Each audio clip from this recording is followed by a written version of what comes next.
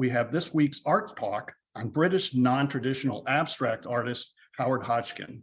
Many pieces of his work are at the Tate Britain. Hodgkin's abstract color field approach is both unique yet similar to other non-traditionalist artists like de Kooning and Warhol. Let's hear what Sarah has to say about Hodgkin. Hello, Sarah, and over to you. Hello, good morning. Yes, so Howard Hodgkin was born into a middle-class family in London in 1932.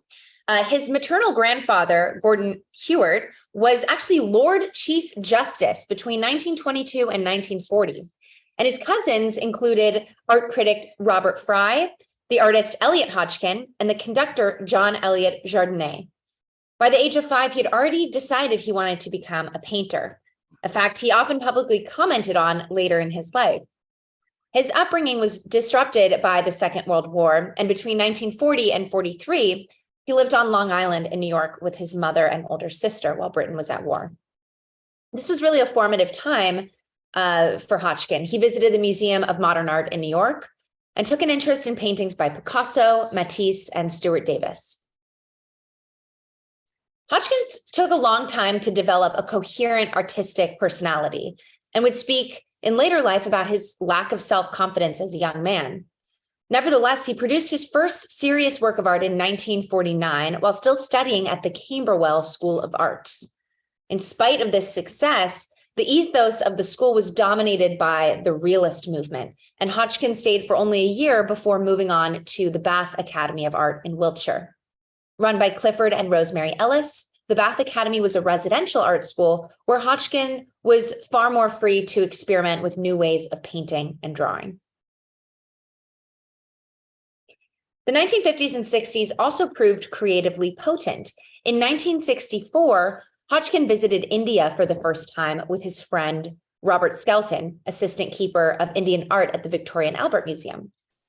Indian culture seemed to offer Hodgkin an escape from England's stifling social and artistic climate, and he returned regularly for the rest of his life.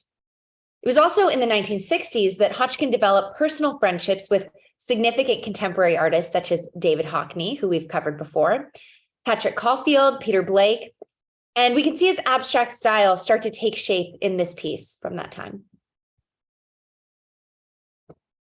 These are part of a series he did called 5 Rooms, which depict a girl in different rooms or different times of day. Here is Girl at Night and Girl on a Sofa. We could see his stark modern style with contrasting colors. At this point in his career, he was known for a highly varied semi-abstract style, often representing figures in a loose manner. In these pieces, he's using a wider array of bright colors and wavy shapes. Mrs. Nicholas Monroe is a portrait of, quote, her stripping after lunch in the living room of their cottage in order to put on a 1938 crepe de chine dress. He purposely wanted it to be an abstract figure and not paint her face. Both this piece and Arch are considered abstract expressionism. Here it gets even more abstract. His wavy forms have turned into smears of paint in these 2 pieces. And he worked on relatively small canvases, which really emphasize the importance of every brushstroke. In Touch Checking In, on the left, is part of a series of paintings he did to accompany a short story by Susan Sontag in The New Yorker called The Way We Live.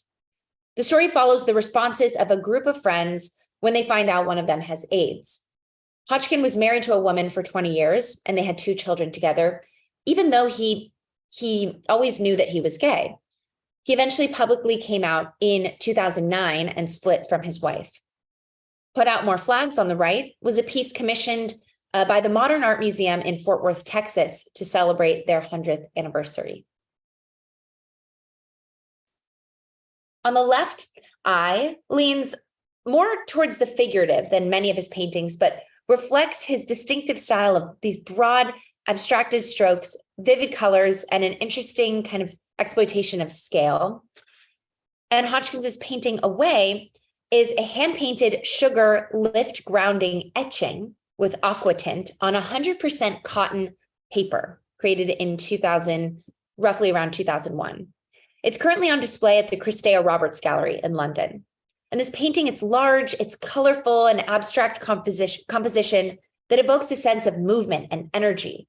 The colors are vibrant and saturated, and the brushstrokes are bold and gestural in both of these pieces. The overall effect is one of excitement and dynamicness.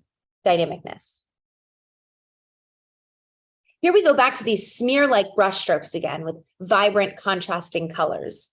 In the later years of his life, Hodgkin painted these highly gestural pieces using a minimum of visual activity. Again, here are some of his later pieces, but more influenced again by his travels to India. We can see his technique of laying the paint on the canvas with different sized brushes that have maybe different bristle textures to create another layer of contrast in his work. Like many artists working in an abstract style in post-war London, Hodgkin resisted easy categorization. His paintings from the mid-70s onward show a highly personal visual style. It's kind of difficult to trace a direct connection between his work and those of his contemporaries. He represented Britain at the Venice Biennale in 1984, and also received the Turner Prize in 1985. And in 1992, he was knighted. So I hope you all enjoyed learning about Sir Howard Hodgkin. Thank you.